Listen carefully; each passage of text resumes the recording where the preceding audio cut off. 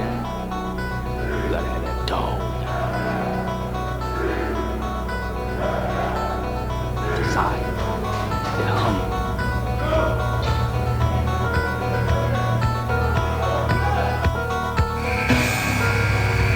That non-stop will to win. 5, 4, 3, 2, 1.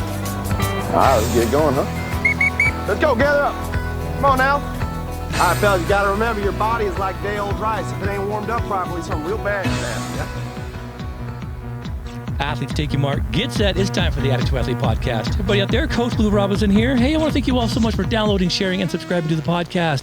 Greatly appreciate you guys doing so.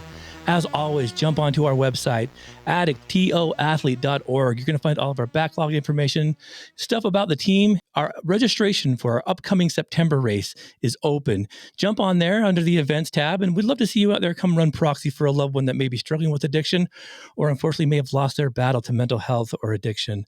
Registration's open, like I said. We'd love to see you guys out there this September in the beautiful Spanish Fork, Utah. It's a great course. It's a great healing field, and we'd love to have you come out and share with us who you're running for. Athletes, I got a great guest in studio. I love having guests in studio because it changes the whole dynamic.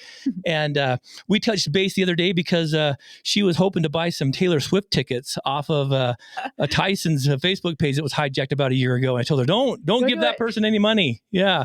But since I've got you on the line here, let's get you on the podcast. So I'd like to welcome Amy Donaldson to the podcast. Amy, you have a deep experience with emotions, with seeing in these windows into people's hearts because of your career of choice. We first met years ago when you heard about Addict to Athlete and came down and ran a story on us through KSL. I think it was the Deseret News, or was it? I was working at the D News doing sports. And That's right. One of my best friends was working in communications at the prison. Yeah. And I said, hey, this group Addict to Athlete is holding a 5K. Would you want to come and cover it? And I was like, cover it? I want to come and run with them. Come do it with us. I Yeah. wasn't allowed to run that, but I did come, and it was super inspiring and just made me realize like you can be in any environment. Like the thing I loved about that moment was we're watching these and they're running in their gear, their jumpsuits. Some of them had pulled the jumpsuit off and tied it around their waist or whatever, but a lot of them didn't have running shoes. They had the slippers or whatever. Some of them had some running gear and were pretty serious about it, but they're like, they have to count laps and they're running around the yard. And I just remember thinking like so much of my life is spent like, I don't have everything I need. Like when I write, I need the perfect notebook and a clean desk and the perfect cup of coffee and light coming through the window and total silence in the house. Right. Yeah. And I'm like, bloom where you're planted, dude. Exactly. Like you can do the best thing in the toughest environment if you just do it. When we first started that run up there, I call that the most exclusive 5K I've ever ran. Right? I know I wasn't allowed in. Yeah, I got to go in and run with the inmates, and it was wild. And quite frankly, I was kind of surprised. I thought, Amy, that when they called me and told me this was happening, that the state of Utah had given them a big donation. They had made this collegiate track. I thought this is going to be awesome. I had no idea when I got out there. These guys, what they had done is pulled the grass away from the fence line and just kind of compacted the dirt down. They had put so much effort into making this track a little bit wider so they could run around it. Yeah. And the funny thing about it is they were so excited to show me. And I'm like, okay, so I'm really thinking we're going to see like top notch, like track and field. And it blew me away because all it was a simple little dirt track. And they had such pride in it. I thought there's a lot to this. But do you remember one of the coolest things though was the guys who were struggling or the guys who didn't want to, like, they didn't think they could do it. And other guys would finish and go back. Beautiful. It was the thing we love about running, right? Is that like, it's individual. You have to take every step for yourself, but it's a team sport. Yeah. Because if you connect with other people, you're never, ever on your own. See? So you got to do the steps on your own. You got to take it each step on your own, but you don't have to be alone. Exactly. And that's the thing that people don't realize about running. But like I saw that over and over, and that's some of how I picked. It's like hard. I mean, I always say, I get into this little woo-woo. How do you pick in a group thing like that, who you're going to interview. Right. And sometimes the PR people are like, talk to this guy, talk to this woman, whatever, Uh-huh. but I like to feel the story. Yeah. And so watching some of that interaction was how I chose the people. And I remember getting, and sometimes you write a running story, which is, again, not the most popular thing on the website, Exactly. a newspaper, or a All the TV. diehards love it, but yeah. Yeah, but like everyone can relate to getting in a situation that you regret Absolutely. and that you don't know how to get out of. And you're not going to get back to perfect. You're going to get better if you just do one thing. Absolutely. And that is, I heard from so many people who've never committed a crime or never had a problem like that, who are like, this is the thing I needed today. Yeah.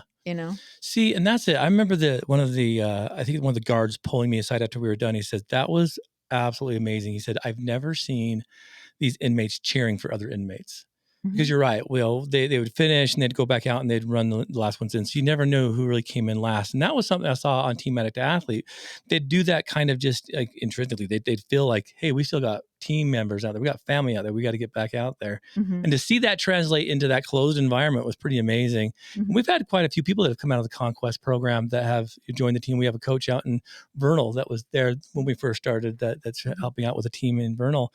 But man, we came out of the gate hot. Please introduce yourself. Tell the listeners a little bit about who you are, your career, because we've got a lot to cover. I'm so excited to have you here. Well, thank you for having me. First of all, I am a huge Addict to Athlete fan. You all have helped me personally and professionally. Thank you. I grew up in Alaska, went to graduated Snow College, then the U.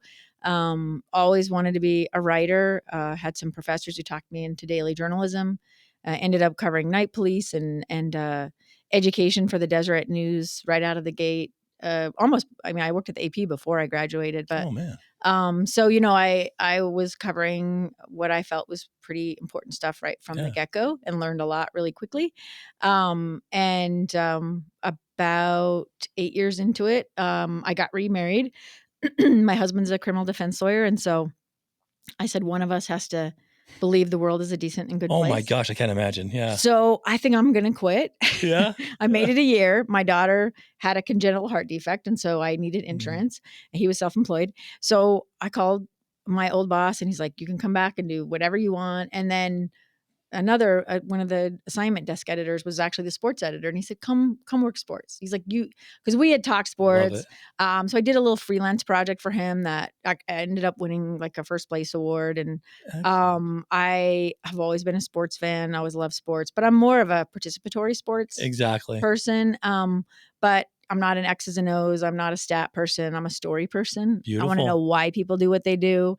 Why do you believe in yourself when everybody else tells you stink? That's my thing, right? Like that's what I love about sports. Thinking that this is the barrier. It's not the barrier. The barrier is in the mind. But yeah, so I did 20 years in sports, really found my place there. It was a struggle. It's a very sexist environment. Oh my gosh, I can't imagine. I thought I'd made the world's biggest mistake. Because you're covering crime, you think this is important. This matters. Yeah. People want to know what's happening in this situation, right? You cover sports and people are like, man, who cares? The people who played in that game or who are fans of that team or whatever. And who want the stats and all the other stuff. Yeah. Like, it's a really demanding job. And you're thinking, I'm taking time away from my family and my life. And why am I doing this? Right. Yeah. And so I was covering high school. I started out doing some jazz stuff and didn't love it. My boss suggested girls high school softball. I had covered that season. And at the end of that season, they'd never had a dedicated girls sports writer or women's sports writer. One of the young women, a pitcher, she wrote me a card and it said, I just wanted to take a minute to thank you for seeing us, for paying attention to us and for telling our stories because no one cares about us. And it was so nice to know that someone cares about us and cares about our stories and cares about our struggles and cares that we win. And I thought, this is the reason. It's not like because I'm going to get famous or get on the front page. It's that I want to do meaningful work for the people I'm writing about and knowing that they needed to be seen. They needed to be heard. Their stories needed to be shared just as much as the men's stories. It just gave me like holy cow. It was like a shot of adrenaline that like it still is that I don't regret a single minute, because it was so, I always felt it wanted. I always felt, even if we weren't all fitting in the world of sports, I definitely saw the way the girls teams got Exactly. treated versus the boys teams. Uh-huh. But and I did cover men's sports, and I Mhm. covered the Olympics. And so I did, and I kind of burrowed my way into the outdoor writing, even though they weren't like sure they wanted me. They're like, we cover hunting, fishing, things like that. Yeah. And I'm like, no, let's cover running. We should write about running. Yeah. I started a blog, Reasons to Run, recruited some people to help Love me it. write. Yeah. Mhm. And I think that just over time sort of found my place there, Right. until I decided, like, I need to do something different. I can't, it wasn't serving me anymore. And Yeah. I was struggling too much. So in 2019, I went back to City Desk, then COVID hit, Mm. writing about death and sickness every day for almost a year. And then I was going to quit, and vice president of podcasting, Cheryl Worsley, reached out to me and said, apply for this job, which I knew I was not qualified for, but I applied. And Which is crazy. You don't think you're qualified for it, because I'm like, look yeah, at that. But you're right. like, you look at the certain tasks that need to be mastered. You're like, do I have this? I didn't even take a broadcast class. And Yeah. I was like not interested in broadcast at all. I did do some sports talk radio, but I never produced a show. Mm-hmm. I didn't do anything but talk. Yeah. I mean, I guess I'm qualified to do that. So yeah, and I wanted to do a narrative style podcast, and I had a good idea, and I'd been working on it kind of on my own here and there for a couple of years, and it turned out to be The Letter. The Letter. We're going to get into that. Mhm. That's a long introduction. I love it, because you covered a lot of bases there, and that the part that sticks out to me most is the being seen. Thanks for letting us be seen. Mm-hmm. That's what you did for Addict to Athlete. Before, you'd come down and done the prison story, and then you came down and did a deeper story with us at the Utah County Division of Substance Abuse, where Addict to Athlete started. Not a lot of people knew who we were, and I was still kind of nervous, because I thought, if too many people know about this, they'll make me stop. Does that make sense? Like, someone's going to put the we have a brakes good on thing. this. Let's not. I have so many people say that. I kind of want attention. I want people to know, right? Mhm. But I also don't want to ruin my good thing. Exactly. But it had just the opposite effect. And, we have the paper, still it's floating around here somewhere that we have. And I look at the circle of people that we had in that room. And you've got a photo of one of our athletes that passed away. Her name was Carly. Mm-hmm.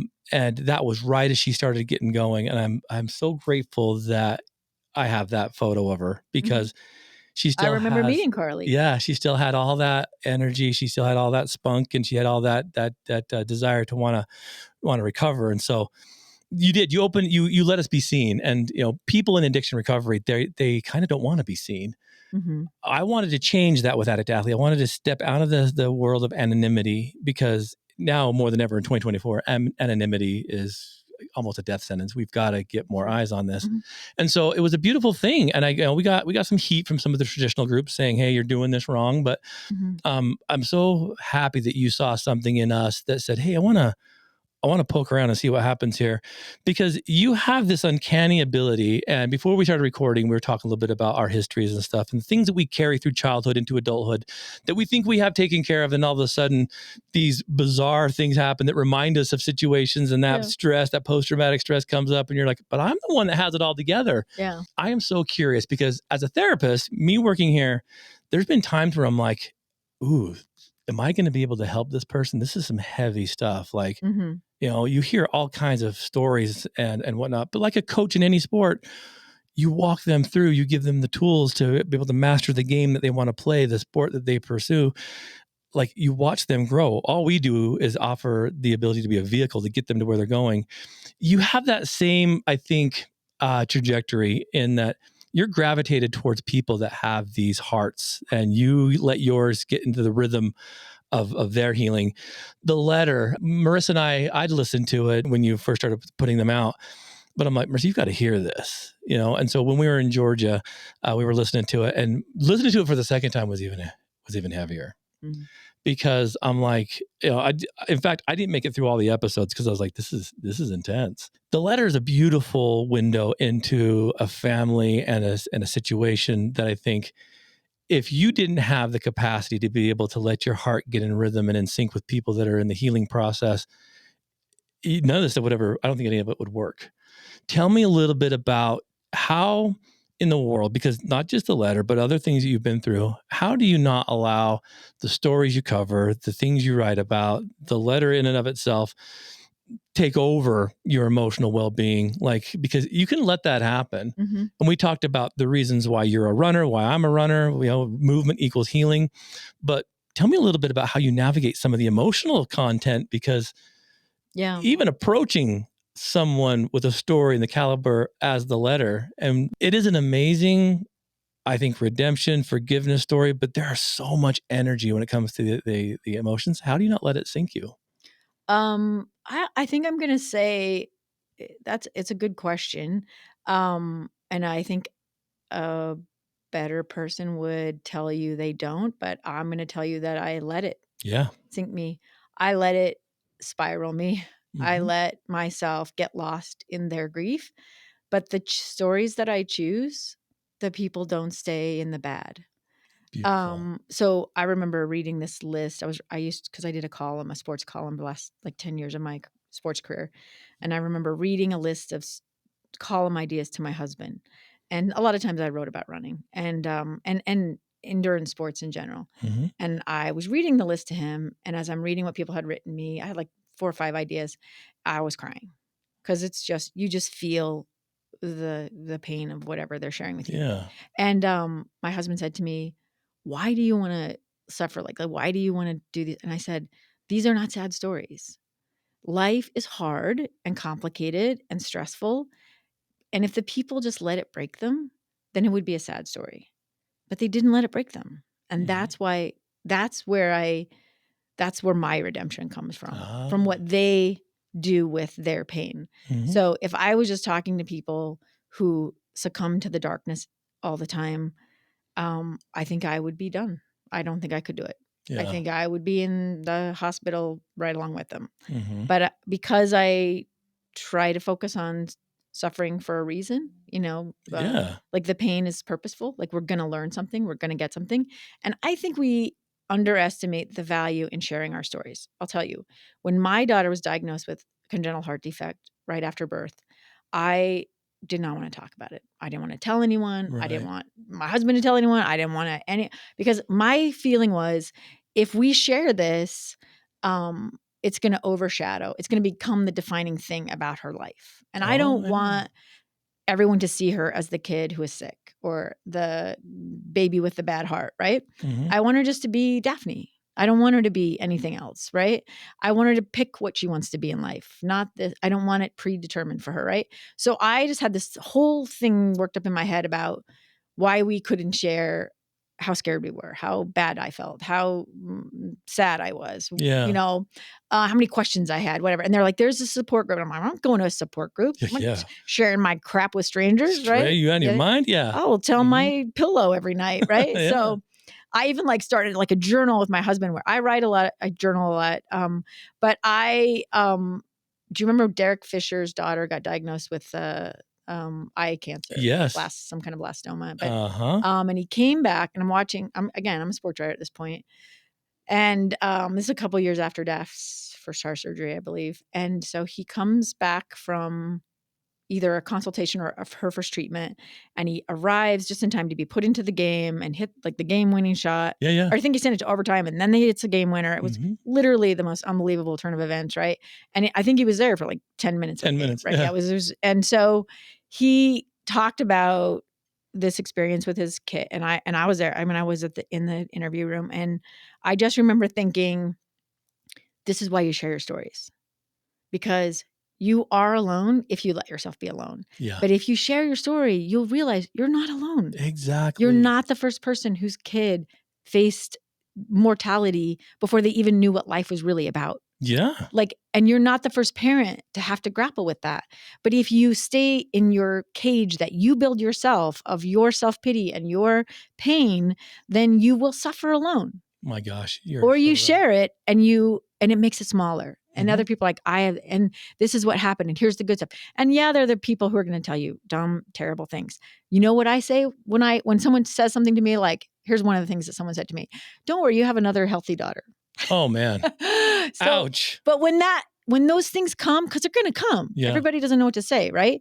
I just hear, when I translate to my brain, I love you and I don't know what to say. Yeah. I want to give you something good. I love I that. don't know how to give it to you. So I'm just going to give you what I have. And it's dumb and it might offend somebody, but it's meant with love. It's meant to help Beautiful you. thing though. And so that like just completely shifted it. But that's really where I had always kind of been drawn to hard, really complicated stories. Mm-hmm. And I don't know why. I think everyone just has their interest. What maybe something in my soul that relates to that. Right. But I really like sort of made this commitment to like say, I'm not just telling sad stories to tell sad stories. My goal is not to make you cry. I don't want to cry, right? Like I am the person who's like, no one can be sad. We all got to get happy. I'm with you on that. You and I are in the same cheerleading squad for that. Let's make a joke. I am the world's best making a joke at the most inappropriate time. But I think it really taught me that if you don't examine your own suffering, if you don't talk to people about their pain, like how do you heal? Oh yeah. You don't. Or do you just put it in a box and it goes away? Yeah. It doesn't go away. You compartmentalize it. You put it on the shelf and it just and then one day it falls off and then. Or it sits in your heart and it rots. Absolutely. And then something bad happens and you are like trying to figure out how you got there and you realize if I had not just pretended, if I had let this transform me, I believe the universe and God are good and loving entities and they want us to have love and growth. And as runners, no growth is happening if you're like never pushing yourself. You never try to run hills. If you don't go a mile farther, if you don't go a minute faster, you don't grow. You don't grow. You're not, nothing happens. It's just, you're wasting time. You're so right. Our very first 5K we ever did for Addict to Athlete, again, it was one of those things where I'm like, how is the public going to receive this? It was in Highland, Utah. And we hadn't quite done the proxy thing yet, but we were running for recovery. And we were just about ready to start. And I see this guy, and he had came way before, the whole thing started. He was walking around the park a little bit and I noticed him. But then right before we were getting ready to start, he kind of walks over. He's like, I need to pick up my packet. And I'm like, okay. He just asked me, but I wasn't doing it, but I went and found it for him. And he's like, this is a good thing you're doing. I'm going to cry.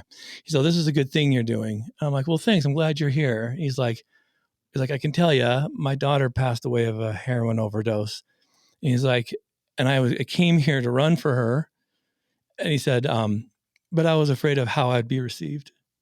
And I'm like, what? And it hadn't hit me that like, he had some shame, that whole thing of like, I can't talk about this. Mm-hmm.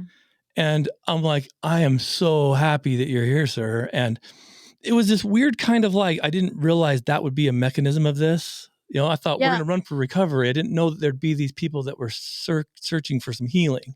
Well, I think that's what most people don't think about as collateral damage. Yeah. Which I get to see from my job because I am not in it. Mm-hmm. I'm on the side or I'm outside of it. Mm-hmm. And so there are things people don't consider, right? Yeah. And one of the things that I think the most people talk about, like, what's the most toxic emotion? To me, it's shame. Oh, for sure. And I think it's there for a reason. Like you have a conscience for a reason. Mm-hmm. But when you sink into shame, like if you have a reason to be guilty and a reason to feel bad, then you can figure out how to rectify it, right? Yeah. Whatever that is. But shame serves no purpose. No. But to make you be quieter, be less, hide your love, keep to yourself. Yep. And I just say to people, like, the thing that happens when you share, all of a sudden the shame goes. And a lot of times people will share that they've been feeling, I felt ashamed about things. And people think, why are you ashamed about that? Right? Yeah. That's not even something to be ashamed. I remember sharing in a column that I had been the victim of domestic abuse in a marriage, in a marriage my first marriage. And I felt, I wrote it and I felt compelled to write it because Chris Carter had shared it was when there was a child abuse allegation against an NFL player, and he had shared his own experiences and basically said, if you have the power to help people understand domestic violence, you have a duty to help people understand domestic violence. Absolutely. And I thought, okay, I'm going to step up to the plate and I'm going to do this, right? Wow. And so I wrote this column and tried to be as gracious. I don't want to cause anybody any problems my life is good. I don't want to go anywhere, But I remember filing it and then waking up in the middle of the night, just like sweating profusely with shame. Oh man. And I couldn't figure out why I felt so ashamed. Mm-hmm. And then my boss called me. I was taking my kids to school. My boss calls me. I don't know what it was, 7 a.m. because kids had to be there like 7:20 or something. Yeah. And he said, I just read your column. I think it's the best thing we've run in the paper. And he said, I just have to tell you, like, I never would have suspected Amy Donaldson would be a victim of domestic. And I thought, that's where the shame comes from. That's it.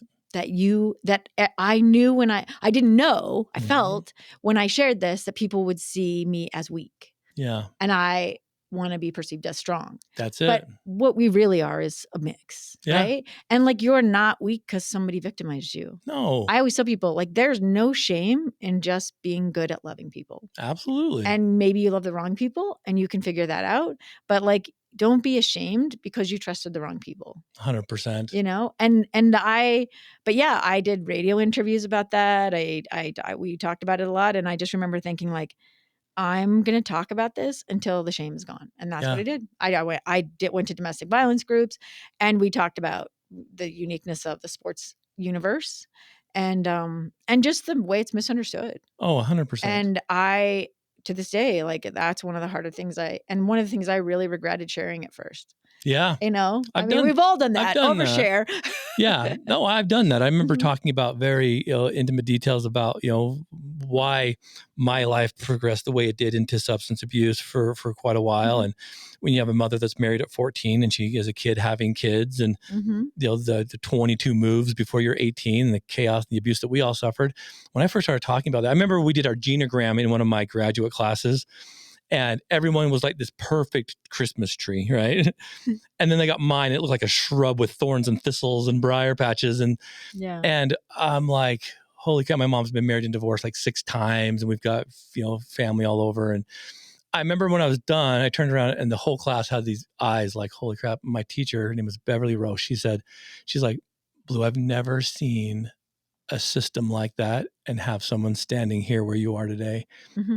And I'd never talked about it. I mean, I wanted to keep it completely quiet. Shame. Yeah. Shame. Yeah. 100%. And it's like, wow, that's. But I guarantee you, and this is what I always tell people when they decide to share a story or when I ask them to share something, I can guarantee you, I don't know why it works this way. But if you share, somebody needs to hear what 100%. You have to say. It might be one person. I remember writing a column. I didn't even want to write my column. I can't even tell you what it was about at this point. Mm-hmm. It was probably like I watched a basketball game on TV and wrote about some bad officiating. I don't know. I just wrote this column. I think it actually was about motivation and how I just couldn't seem to hang on to it. Like there's the slipperiest pig in the pen, right? And somebody wrote me an email that I got on really early Tuesday morning, like 4 a.m. Tuesday morning. And my column came out on Monday. And I was, sometimes when you turn in a column, it's kind of half-hearted. You're like, hope nobody read that one. There's a reason I don't. We should have started earlier on that. There's a reason I don't share everything I write. But yeah, I remember getting this email from someone who said, I've been seriously depressed. I haven't been able to function almost in any way. And Monday morning rolled around and have a new job I'm trying to start.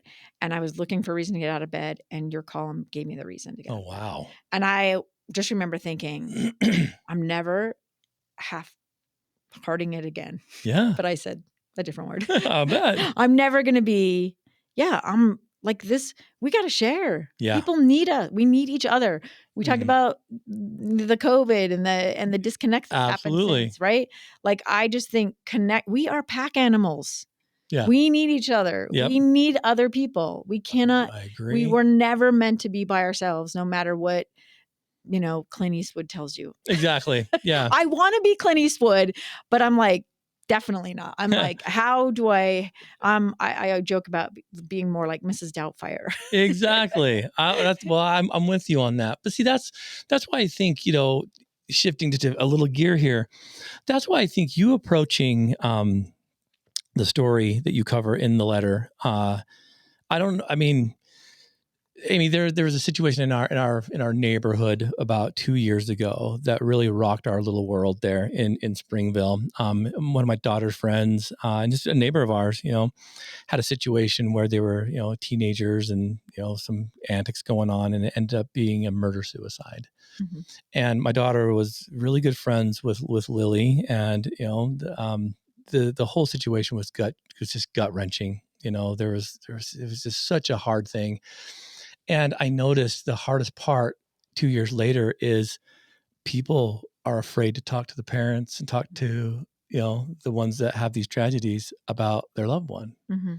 I think with the letter, it's probably similar. I'm so curious, as a therapist, I understand this. I'm like, yeah, that's why we do the proxy run. We want people to talk about their loved ones. For you to approach this, because you're going into this whole thing thinking, well, there's a story here, but there's also a human connection that needs to be made. And you're right. There are people out there who need to hear this, me being one of them. Mm-hmm. When you approach this, and maybe just give a brief description on what the basis of the letter is, because it is the most profound, I think, mechanism and tool of forgiveness and of like rejuvenation of the soul. How delicate did you really have to trot, not just in, like inviting yourself to be part of it, but like, how do you even go about like saying, I've got an idea. What do you think? Because there's a lot of emotions that are probably floating around there. Yeah. Well, so the letter is a story about a 1996 case where a 19-year-old young man shoots two 18-year-old teenagers. He's feeling suicidal, ends up shooting them instead. They're out. It's Zachary Snar and Yvette Rodier, and they're out just looking to take pictures of the full moon that night up at Little Dell Reservoir. And I think it's like 8 at night. It's not late, I think it was a Wednesday or Thursday evening. It's a normal day. Yeah, it's just good kids doing nothing bad. You know what I'm saying? And I don't care if they were bad kids doing something bad. Exactly. This doesn't mean to happen to them, right? But so he shoots them and kills Zach pretty much instantly. Shot him 3 times, but every shot was fatal. Shot Yvette 5 times. Jeez. And she survived. She climbed up the road and flagged down a passing car. Amazing woman, is a prosecutor today, has worked with victims, but works in the criminal justice system because she believes, and does misdemeanors on purpose because she believes she can convince people to turn their lives around. This is a woman who was victimized by somebody who didn't get help. Who was raised in an abusive situation, comes to America, gets bullied in school because he doesn't speak the language, doesn't look like everybody else, doesn't have friends. Classic sort of, lonely story. Yeah. And and then the criminal justice system everyone wonders like how the criminal justice system is adversarial. For It's sure. meant to pit a winner against a loser. Absolutely. And so it doesn't do for us, it doesn't bring us justice. It's not bringing you peace. Exactly. It's not giving you anything other than it might give you retribution, and then you will find that doesn't matter. So he was facing the death penalty. The Snars eventually and the Rodier family decided that they would be in favor of life without parole. And that's what George Benvenuto pled to, is life without parole. 2 count, one count of that because it's only eligible on the murder, right? And then 1 of 5 to life on the attempted murder on Yvette. So, a serious case, obviously, but what drew me to the story was actually the story of George's mother, right? And that's told in episode 7. But I had never thought about the mother of the killer. I covered crime for 8 years. No one usually does, and I did not think about how painful it would be to be the mom of a child who took someone's life. Exactly. Right? And so I won't spoil all the details there, but she does something really, I think, a beautiful idea to go and find some peace and do something. And it is intensely painful. I mean, I was sobbing when I read the letter about it. Yeah. And and then I find out that George had written a letter that Cy had accepted it. I just was like, I just have to know the story. Right. I need this, right? And that's a lot of my job. I always used to joke that my job is like my church. My religion is this, Yeah. because everyone I talk to, like, they change me, they inspire me, they teach me something, and I love it. It's just like Absolutely. it's, and then I get to share it. That's the human experience. Yeah, and so, but like, you don't get to, like, you, Blue, wouldn't go around and ask someone to tell you about the worst day of their life. No. You wouldn't be like, tell me more about your son being murdered. No, what Exactly. was that like? You know what I mean? And we spent 2 hours sobbing together in my homemade studio in my stepson's old bedroom. Yeah. Yeah. I mean, I think it's just, journalism just gives you, I always say, my buddy, that when we did the Team Red, White, and Blue, Oh, the yeah. Veterans podcast, right? Someone would get emotional or be in pain sharing their story, and he would back off. And I would say, not allowed. Don't do that. Yeah. Because here's the thing, like, we need to know it's okay to be broken.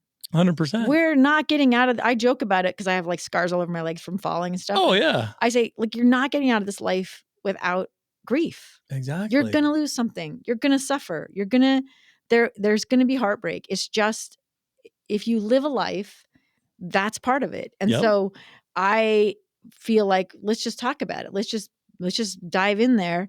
And how did you navigate it? What helped? What didn't help? People turning their grocery carts and running away from the grocery store didn't help. Didn't help. People coming and sitting at your house or mowing your lawn without you asking, taking your garbage cans down because you're too depressed to get out of bed. Those are the things that help, right? So I think all these little reminders that, like, what helps is connection. What helps is to remember. What helps is to sit. I mean, not to get too religious, but, you know, Jesus, there were times where he didn't heal anybody and he didn't raise anybody from the dead. Exactly. He just sat with the people and cried. Mm-hmm. And if that's all you can do, that is better than not showing up and not being there and letting them suffer. Because you're going to suffer. The suffering is not negotiable. Exactly. Because it's the way you grow. It's the way you change. It's the way things happen. There's just no other way for it to happen. No one's like, I had all these amazing experiences and I am, you know, like think of the. I'm self-actualized. I'm fine. When I used to ask athletes, what's the single most memorable moment in your career? These are pro athletes. These are coaches. I never will forget 80% of the time, a loss, a disappointment, a heartbreak. It's not a win. It's not the championship. Yeah. It's not that. It's when I worked my tail off and thought I was more prepared than anybody else, and the coach didn't even put me in, or I blew my knee out. You know, like I missed the last shot. You know what I mean? Like it's all the things that we think no one's going to brag about that, right? Yeah. But what you get from that is so much richer and more valuable than the stuff you get from victory, which is still good. Still great. You still need it, right? Absolutely. I definitely want every day of my life to be an amazing blessing. For I mean, sure. there's times where I have struggles and I'm like, look, God, I know I wasn't listening, paying attention. No more tests. Yeah. I'm good.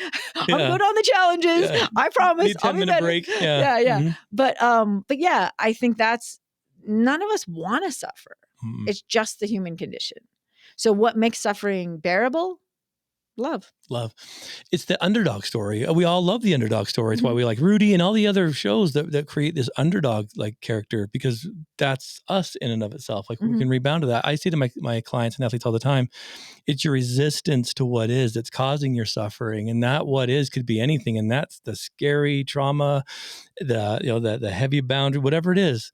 If you're resisting it and it's causing stress, guess what? That's what's causing the struggle. I love that, because one of my favorite books is called Seed of the Soul. And in there he says, stress is resistance to what is. Beautiful. But the other thing he says is, everything that comes to you, you wanted, your soul needed. And you are just here to figure out the gift in it. Like, you have to see it. Yeah. And so I remember, like, that's BS. I remember reading that and thinking, you're thinking, no way. This guy, yeah, right. You've never suffered. Your kid's never had a heart defect. You've never had, you know what I mean? Like, how you start listing off all your problems, right? And then I started thinking about the hardest things in my life, which I would not wish on someone. I do not want. I would be like, I'll pass, right? But also, the greatest blessings came from those things. Oh my gosh, yeah. The realizations about myself, the realizations about other people in my life. I firmly still believe that, you know, one of the greatest coaches, Vince Lombardi, you know, losing it just build your character, reveals it. Yeah. Like, that's the thing. Like, you're gonna you're going to show who you are, and then you have the chance to be something different. Exactly. And See? those are all your choices. Mhm. You don't get to choose what happens to you sometimes. Sometimes the car hits you. Sometimes Mhm. the challenge comes to you and you did nothing at all to bring it to you. But if you choose to see it as an opportunity to heal, to grow, to Jeez. learn, then Yeah. it's not in vain. See, that's the beautiful part about this. The whole conceptual idea of the letter is something that's so profound to me that it's almost hard to describe, because when it happened to me, I didn't realize how universally personal it is. And that is that degree of understanding and truly like embracing like a state of forgiveness. Mm. For years, Amy, my biological father kind of ruminated in my head because he left. If I heard stories about how horrible he was, I just have finally been able to rebound and build some relationships with my brother, who's in Georgia, and it just a great reunion that we had, and being able to fill in some gaps and stuff. But to hear him talk about your dad and all this, and in 2006, I was able to meet this guy, and there's a whole side of this we don't have time to talk about. But the crazy part about it, yeah, absolutely, the different crazy podcast part, for me to write. exactly. The crazy part about it was, just through circumstances, one day I'm sitting in my office at the county, and I get a call from somebody saying, "Hey, I'm your Aunt Edna." And I'm like, "What? Who's this?" She's like, "I can't believe I found you." She's like, "Your grandma passed away, and we want to know if you want to be a pallbearer." I'm like, religious duty. I'm like, "Yeah, I'll do that." But I'm thinking, that means this guy who I have no idea is going to be there. Mm-hmm. And for years, the fuel I had in my head that fueled my addiction, my anger, all the stuff was like, I want to spit in this man's face. Like, I want to tell him off. I want to give him a piece of my mind. I want to knock his teeth out. Mm-hmm. And the day of the funeral comes, I've got my daughter Brooklyn in one arm and my daughter Savannah in the other. I was using him as a human shield, not knowing that Marissa was walking up behind me. And here I'm carrying my two daughters, and all these people start coming out of this, funeral home. Like, oh my gosh, Aunt Edna, who fits the name. She's a wiry, bouncy, energetic gal. She comes bouncing out, and I'm your cousin this, and I'm your aunt that. And almost like the Red Sea, we go in there, and I see Grandma. I'm like, hey, Grandma, I don't know who she is. I go walking in, like the Red Sea it parts, and there's this man standing there, and I'm like, that's him. Mm-hmm. So I put my daughters down. I'm like, hey, here's your opportunity. Get the phlegm coming up. Mm-hmm. And as I approached him, it was the craziest thing. And I'm like, double your fist, Blue, here it comes. But then I reach my hand out, I shake his, and I say, it's good to meet you. And in that moment, it was everything. And I was like, what is this?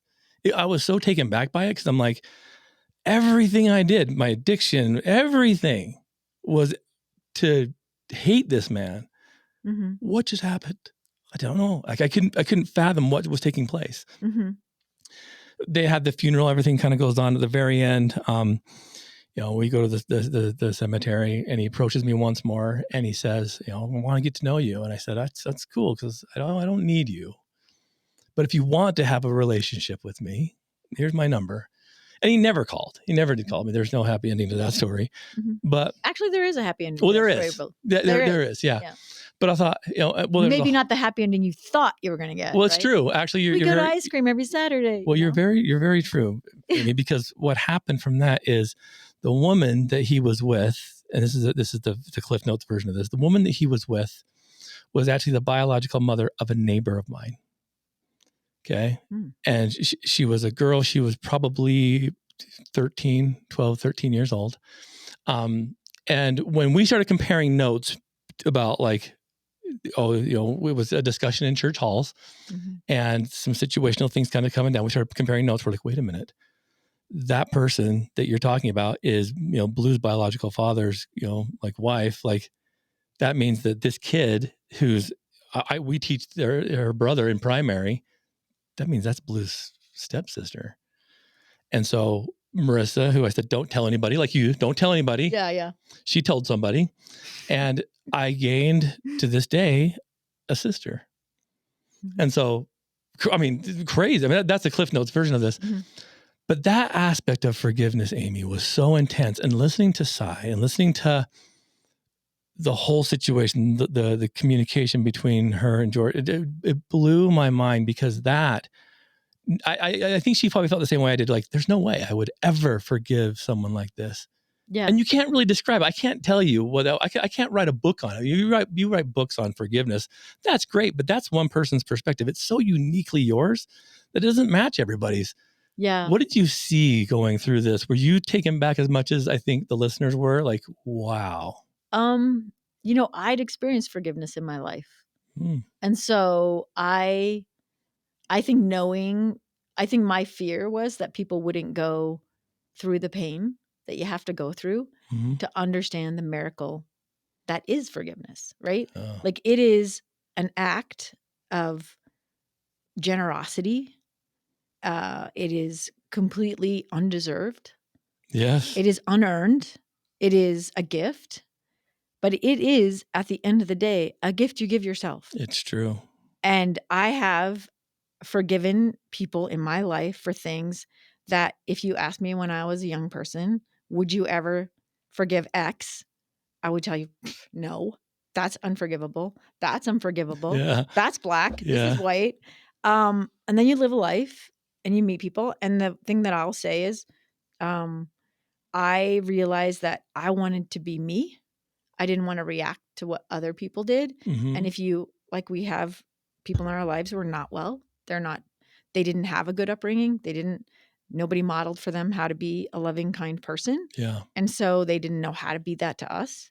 And so when you come into this realm of like you were in, where you reached out your hand and shook his hand instead of giving him some toxicity, Uh-huh. which, is so easy. Like people are like, everyone has, being a victim is just so addictive. Oh, it could Oh my be. God. It You're feels so good. right. It's delicious. Everyone feels sorry for you. Mhm. You're the sad, pathetic. Oh, you get all the sympathy. It feels so good. Oh, yeah.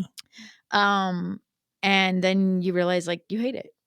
It's the most powerless place on the planet. Exactly. And so I just remember thinking, I'm going to love who I want to love. And no one's telling me, not with their behavior or their words, who that's going to be. And so I'd already gone through those things when I met them, but I've never had my child murdered. Yeah. To lose your kid to violence. I've sat with women and men who've lost their kids in the most horrific ways. And it's a wonder they can get up the next day. I know. I'll never forget seeing Elizabeth Smart's mother the day after she'd been kidnapped on, like, I think it was like Good Morning America or something. Right. And she was in so much pain from her daughter being kidnapped that she couldn't open her eyes. She's on TV with her eyes closed, just begging for them to bring her daughter home, right? Yeah. And I just remember thinking, I could feel her pain. I right now, as we're saying, Yeah, I you can feel it. Yeah. And that's how I felt with Sai. That's how I felt with the vet. That's how I felt with everyone involved in this podcast. Like everyone was so generous and so open-hearted. Even in season 2, it's the same way. Mhm. It's whatever barrier you want to put up there that you think is going to protect you is a lie. It's true. People can hurt you whether you let them or not. Your dad has the power to hurt you because he's your dad. Mhm. The only thing that saves you is your ability to forgive him. That's your right. ability to love him. I believe in that. And that's for me, that was a thing. So following them through their journey, through this thing, through grief. One of the things that I always tell people that I knew is about forgiveness, but for me, the letter's really also about love and grief, sure. and how grief is love. Mhm. And like one of the things, when you have a baby, no one comes up to you and says, well, maybe some people, there are terrible people. There may be a few. There might be a few people who come and say, stop talking about your baby. We're tired of your joy. Get over it, whatever. Mhm. But if you're sad, you lose somebody. I lost my dog in May and I'm really sad about it. Like Mhm. people get tired of your sad. They don't, Yeah. oh my God, we're not inviting Amy. She's a drag, right? So true. She's so sad. I don't want to deal with that. Oh, that lady's husband died. Like, do you think she's up for Lagoon? Yeah. And it's maybe you think you're going to catch it or it'll bring you down or whatever, right? Mhm. Like that whole debate we have with ourselves about grief. I was like, we don't talk about this. Don't. And I really hated that I was making this podcast during COVID for a while. I was like, I need to be in that. Because for me, the energy that a story is born in Oh my gosh. affects the story. So For if sure. I'm in this like really crappy, poopy mood and I'm like, "Ugh, everyone sucks," my story is lame. I mean, I'm just gonna be honest. It's edgy. You know what I mean. It feels like that. I feel like my writing betrays my own feelings, right? Like Interesting. Yeah. there is no distance. I used to joke that I was a person born without skin. I don't have this ability to be objective like a normal journalist. I wish I did. I used to pray for it. Now I don't pray for that anymore because it's the reason I can understand how a mother would struggle with having a child murdered. Yeah. It's the reason I can write about things I have never experienced, that I will never experience, and that I can feel some tiny, tiny, tiny measure of what they feel My heavens. to give to other people, right? To connect with them in some way. But for me, the antidote to grief is connection. It's knowing you're not going to suffer alone. You're going to suffer. Don't suffer alone. So when I was working with everyone involved in the letter, I mean, I think the first like 6 interviews I did, and I'm probably most of them, we all cried. Like there was no interview, and it happened a lot in season 2. I just got used to this being a part of the process. Like, Right. I mean, you're covering sports, you're not crying with everyone you write about, Yeah. right? Yeah. You're like, people will think you've lost your mind. Exactly. But yeah, like the things we're talking about, but I felt drained at times, but it's a weird thing to talk about, but I felt more resilient. I felt more capable of tough stuff. Like, Right. yeah, just because of them and what they've been through, like I felt like it made me stronger to believe connect that. with them in that way, right? Yeah. Which is a reason to connect with people who are struggling. Yeah. And I think there's so many other things that came. I mean, for me, George was the person I identified with the most at some aspects of this story. Wow. Were George, because he had this terrible life. Yeah. And then he was suicidal. And instead of taking his own life, and there's studies on this, it sounds ridiculous, but he takes somebody else's life. Right. Right. And he was 19 years old. I wonder all the time if he hadn't gotten some help, if somebody hadn't reached out to him, if there wasn't something Oh my different gosh. that went I his thought way. that same thing. Yeah. But I think there are people who think I did this terrible thing. It might not be murder, hopefully. But I did this terrible thing. No one's going to forgive me. No one's going to love me. I got to lie about it. I talk to people about this all the time. Like, you're not the worst thing you ever did. Exactly. You're also not the best I thing love you it. ever did.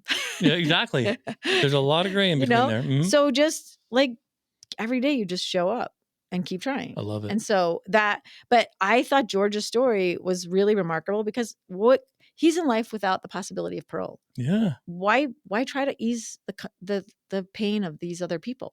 Exactly. Why try to do anything at all other than pass time? My gosh. Why? See, why? What's your reason? What's your that hope? human intrinsic part? There's something there. I think it's a great case study too, because you're right. I mean, you think of everything that's happened since 1996. Holy crud. I mean, that's a million years ago, it seems like, that he's never seen. Yet the one thing stands true, and that's that human spirit inside. It's like, I need to do something for me here. I need to make this to a certain degree, however, impossible or possible, right.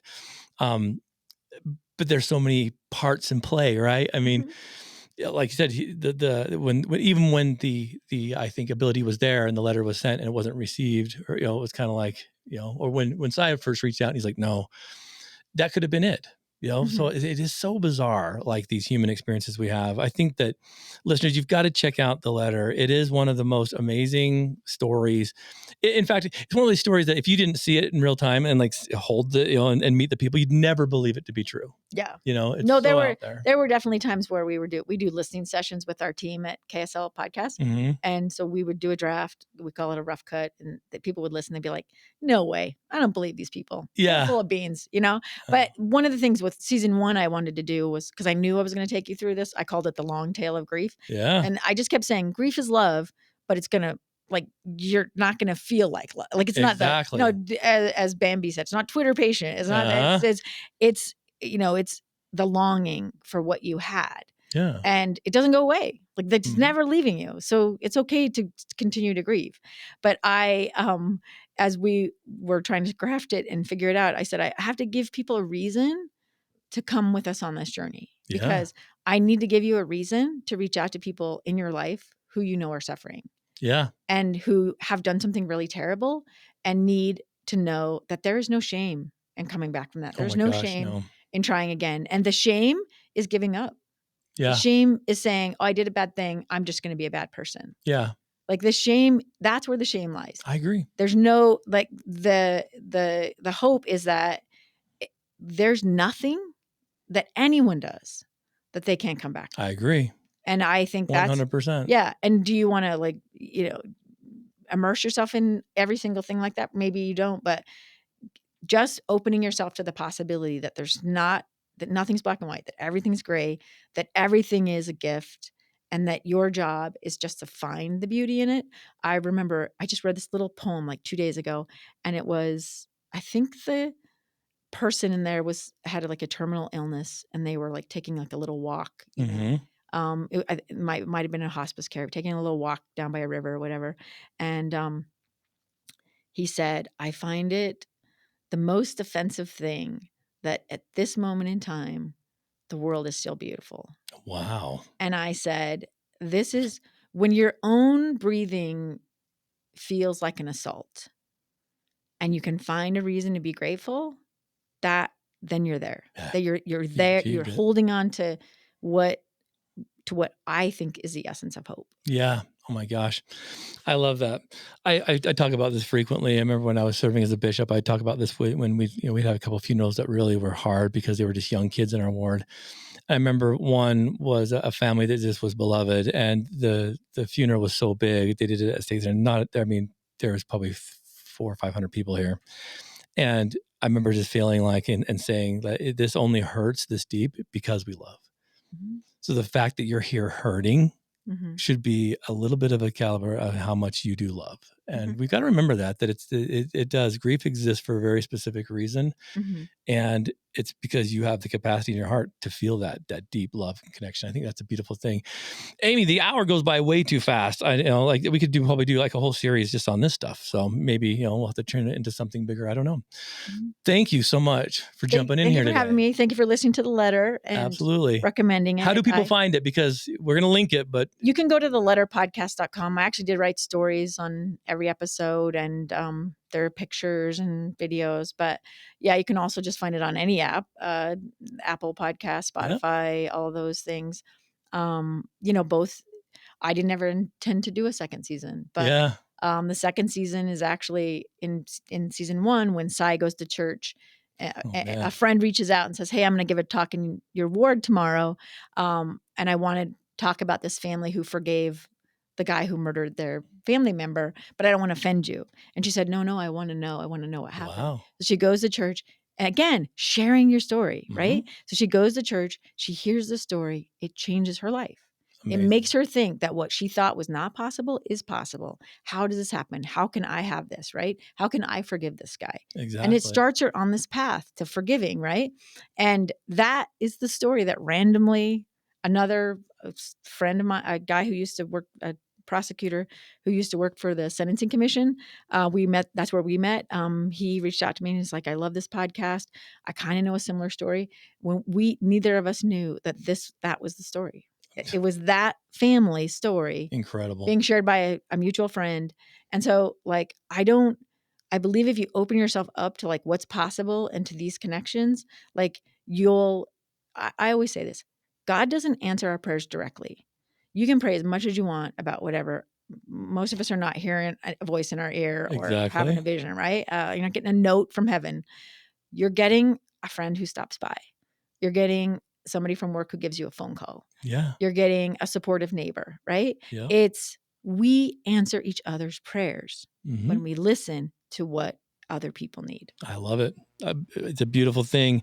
Listeners, you've been absolutely well fed. Share this podcast with anyone that may be having some of these feelings of grief or some sense of loss, and challenge yourself to really look inside to see where forgiveness could definitely take hold and maybe be a principle by which you can base your own second wind or your comeback, your underdog story. It's what we want you to create and experience. And again, do your best, you listeners, to just share your stories. It's important. All of us can inspire each other if we'll simply show up and invest just a little bit. It doesn't take much, and let the dominoes fall where they will. So do all your best, and we'll see you next time on the Addict Athlete podcast. Until then, do your best to turn your mess into your message.